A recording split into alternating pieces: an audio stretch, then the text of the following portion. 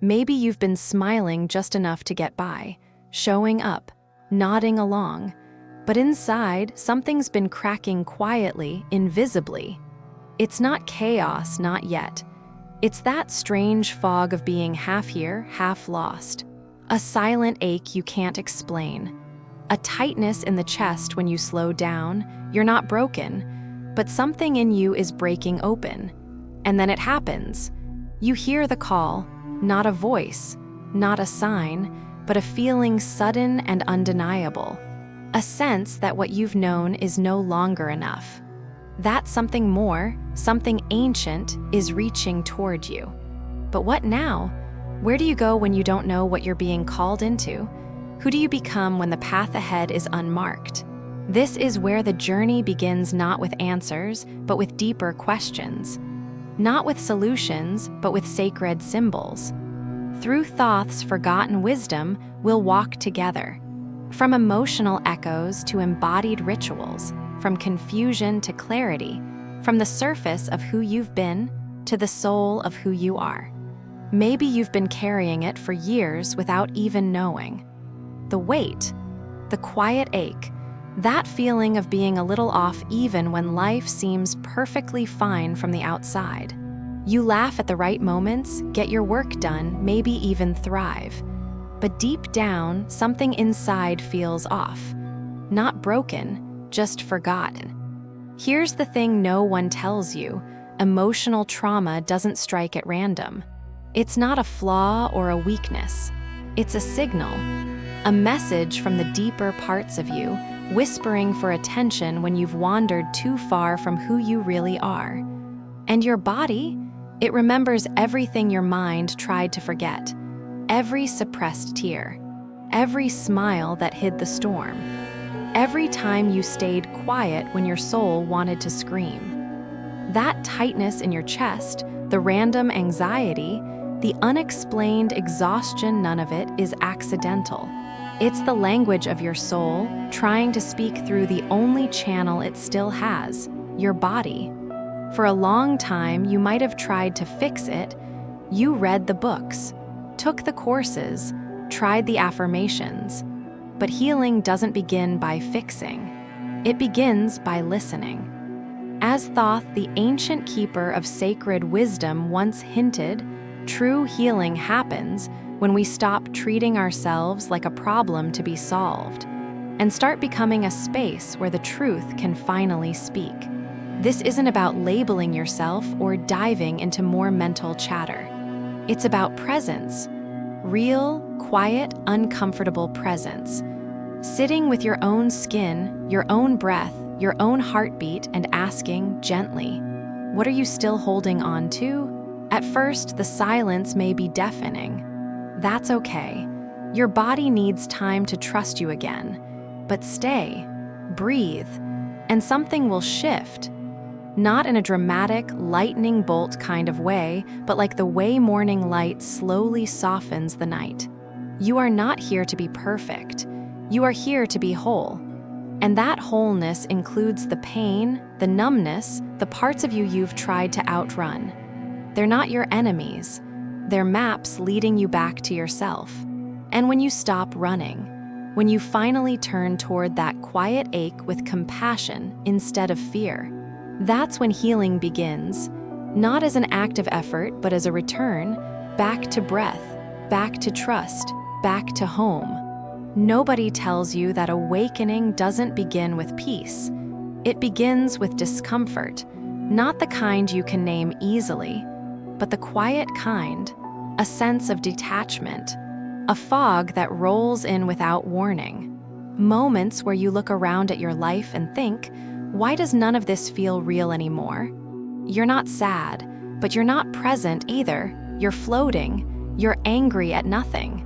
Tired for no reason. Anxious in stillness. Restless in routine. And maybe, just maybe, you've started to wonder if something's wrong with you. But what if it's not a malfunction? What if it's a signal? See, what we often call symptoms are sometimes the first cracks in the old shell. That anger. It's not misbehavior. It's energy trying to move. That numbness. It's not failure. It's protection unraveling. That deep, breathless ache you feel before sleep, it's not brokenness. It's your soul stirring beneath the weight of your old life. According to the Hermetic tradition, the very lineage Thoth whispered into stone, true transformation doesn't begin in clarity. It begins in chaos, in the breakdown of what was. Every birth begins in contraction. Every initiation begins in discomfort. Light doesn't arrive in a beam, it breaks through. In ancient alchemical texts, this process is called nigredo, the blackening, the death of form, so something new can be born. But our modern world has trained us to fear this phase, to pathologize it, to escape it with distractions, pills, or self-blame. But what if you didn't escape? What if you stayed, not as a victim, but as a witness? Because that rage, that disconnection, that disorientation, they are not accidents. They are the friction of emergence. You are not broken. You are becoming. And everything that feels out of place right now may actually be falling into divine alignment. It's a radical idea, I know. But think of it like this.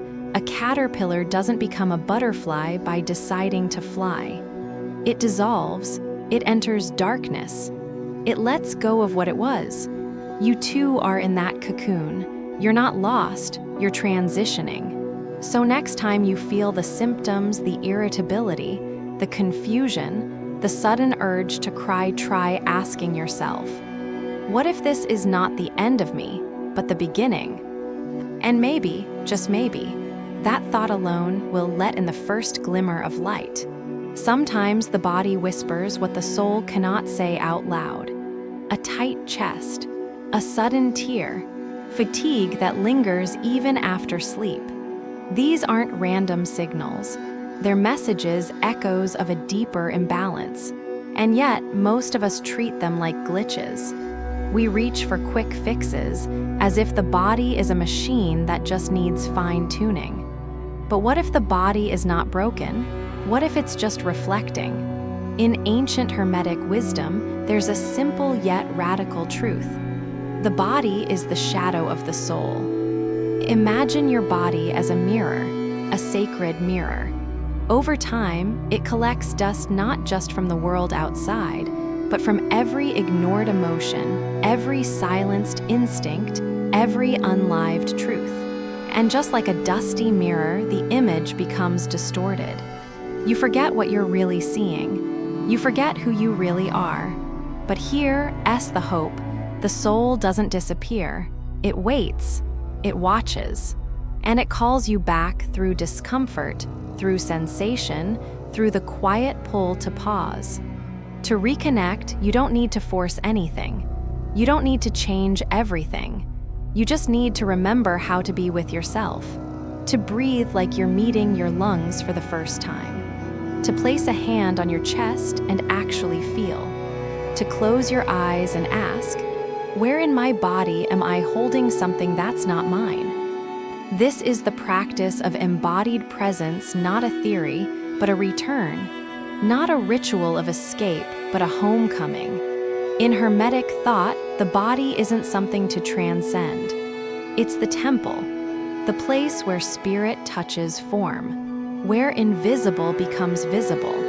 Every ache has a story. Every tension has a name. And when you slow down, when you listen, the body speaks in the language of truth. So the next time something hurts, instead of running away, try staying. Not to fix, but to feel. Wipe the mirror. Breathe. Touch the sacred again, because your soul has never left. It's been patiently waiting for you to look in the mirror and finally see yourself. There are days when your thoughts are too loud, your heart too heavy, and your breath too short. On those days, it's easy to believe something is wrong with you, that you've broken something inside, that if only you could fix it, you'd finally feel calm. But what if chaos isn't your enemy? What if it's your teacher? You see, most of us are taught to fear our inner noise. We reach for distractions, numbing, control anything to silence the discomfort. But ancient wisdom tells a different story.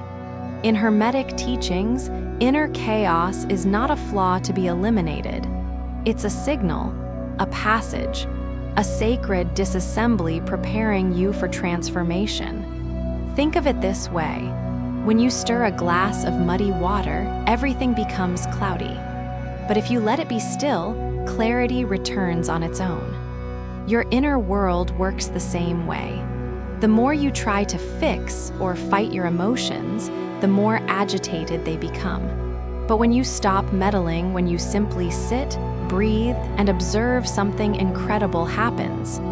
This is the essence of pure contemplation. It's not thinking, it's not analyzing, it's witnessing, without judgment, without needing a story. Just the raw presence of being with what is. You don't need a guru, you don't need a script, just 3 minutes a day.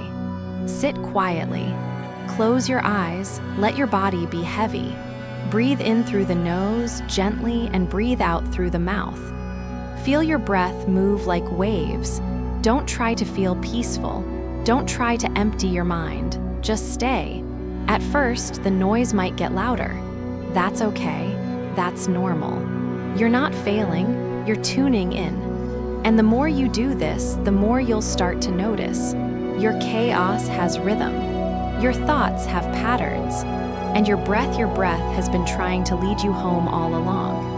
And perhaps that's the most radical thing you can do in a world addicted to control. Choose not to control what's inside you. Chaos doesn't mean something is wrong. It means something is alive. What you're feeling, those rushes of emotion, those restless thoughts, those moments when it all seems too much, that's not the sign of your failure. It's the sign of something waking up.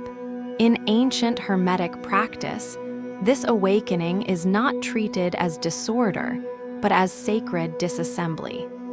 Just like the universe expands through tension and release, your inner world evolves by surfacing what's been hidden. Not to punish you, but to integrate you. This is why true healing rarely looks clean.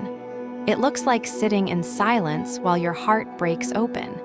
It looks like choosing to breathe when your mind wants to run. It looks like whispering, "I'm listening," to the parts of you you've ignored. Don't wait to feel ready. Don't wait to feel calm. The invitation is already here. One breath, one moment, one honest look inward. You are not here to become perfect. You are here to become whole. And sometimes, wholeness begins in the mess. There comes a moment, often quiet, often sudden, when you catch your own reflection and feel a flicker of unfamiliarity. You see your face, your eyes, your routine smile. But something doesn't click. It's like staring at a version of yourself built from habits, expectations, survival, but not truth. That moment, it's not failure. It's not breakdown. It's the beginning of awakening. Many people come to this place asking, "Why do I feel so lost spiritually?" But being lost doesn't always mean you've strayed from a path. Sometimes it means you've been walking someone else's. You weren't born disconnected. You became disconnected, bit by bit, smile by smile. Every time you silenced a feeling to be nice. Every time you chose approval over truth. Every time you swallowed a no just to stay safe. Somewhere inside, the child you once were still remembers who you really are. That inner child isn't a metaphor. It's the part of you that never grew old, never stopped hoping, never truly healed. The one who learned to stay quiet to avoid punishment.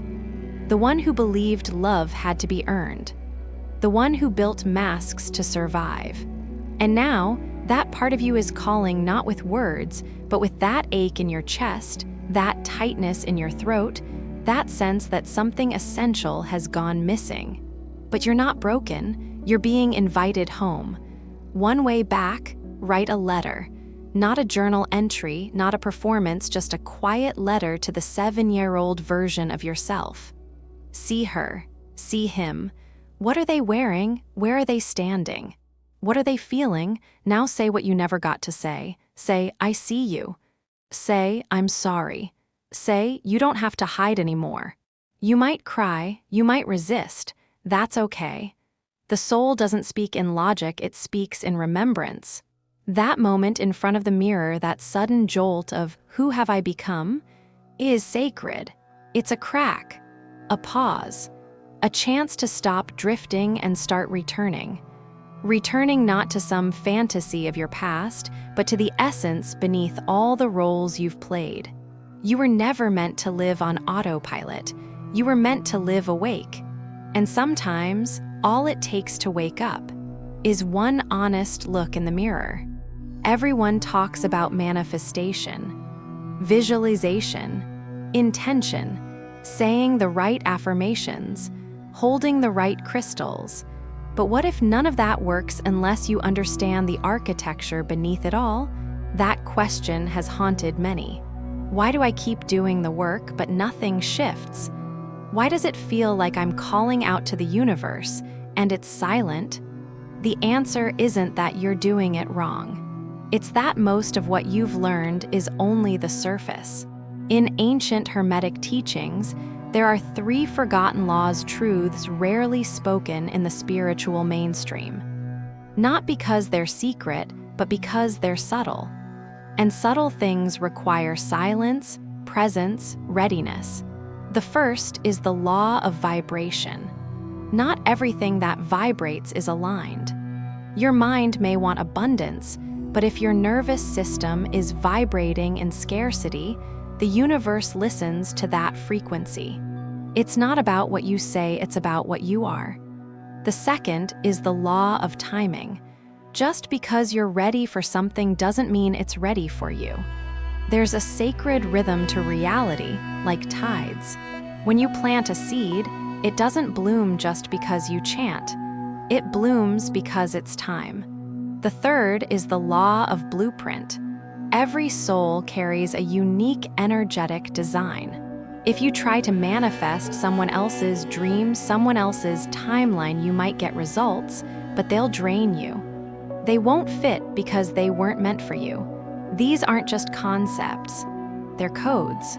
Codes that explain why forcing doesn't work, why chasing feels exhausting, and why sometimes letting go brings in more than effort ever did.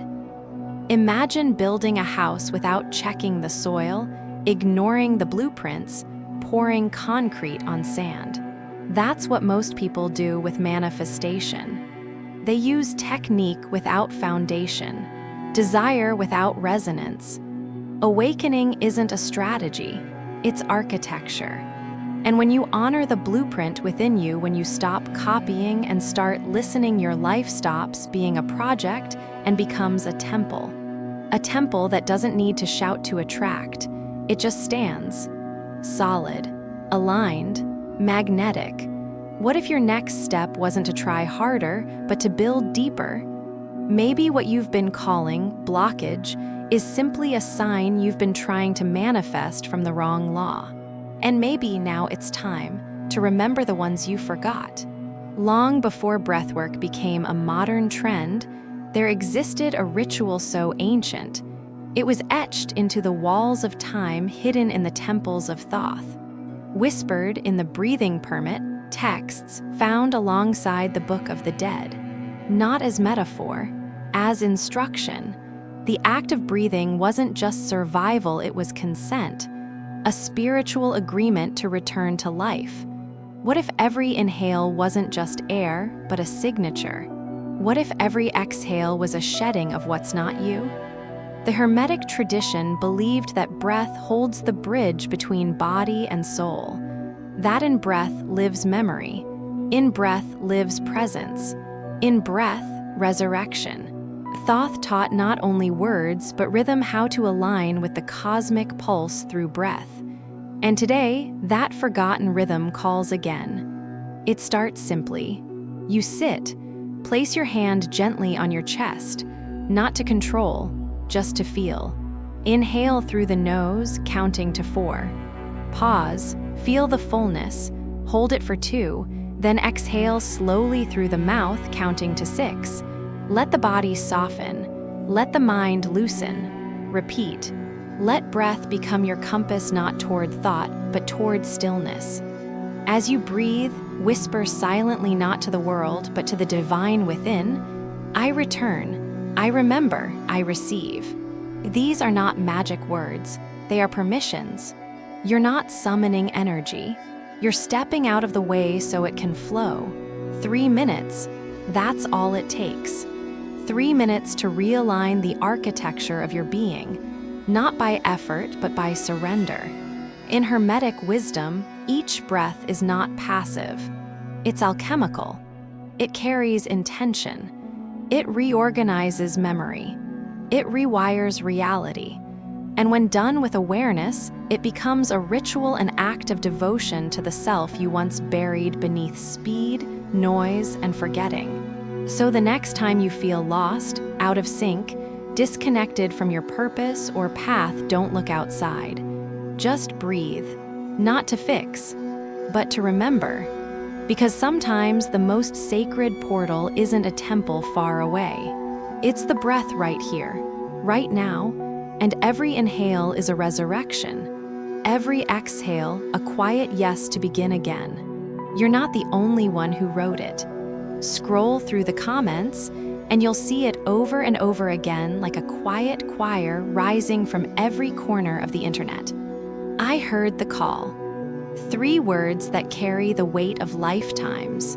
3 words that feel both mysterious and unmistakably familiar. But a call is not a destination. It's an opening. And the question that lingers behind those words, what now, is where your journey truly begins. What no one tells you is that spiritual awakening is not meant to be a solo endeavor. The illusion of isolation is the last veil. And once it lifts, something ancient is remembered. You are part of a lineage. Not a bloodline, but a frequency. A field of seekers who came before you, and those awakening beside you now, not by accident, but because the time has come for a deeper remembering. Hermetic traditions speak of invisible schools, spiritual families scattered across time and geography, united not by creed but by resonance. You recognize each other not by words, but by the way you feel less alone in their presence. As if something in you nods quietly, yes, they too have heard it. So when the voice inside you whispers, step forward, it doesn't mean to go it alone.